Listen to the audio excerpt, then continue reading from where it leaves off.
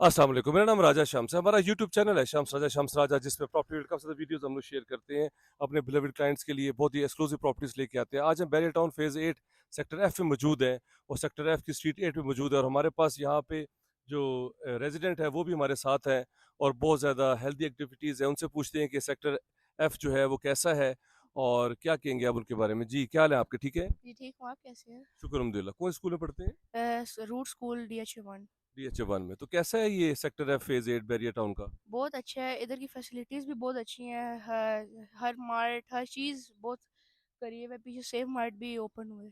Same mart भी open हुआ है। तो आप क्या रिकमेंड करेंगे लोगों को, ओवरसीज क्लाइंट के लिए और पाकिस्तान में डिफरेंट शहरों में रहने वालों के लिए, कि वो क्या बैरियर टाउन फेज 8 में या सेक्टर एफ में प्रॉपर्टी लें, यहाँ पे रहें? जी। अच्छा, तो आप रिकमेंड करते हैं। जी। तो आप जो है कौन से स्कूल में पढ़ती हैं? मैं root school system DH1। DH1 में। तो आपकी फ्रेंड्स हैं यहाँ पे सेक्टर एफ में?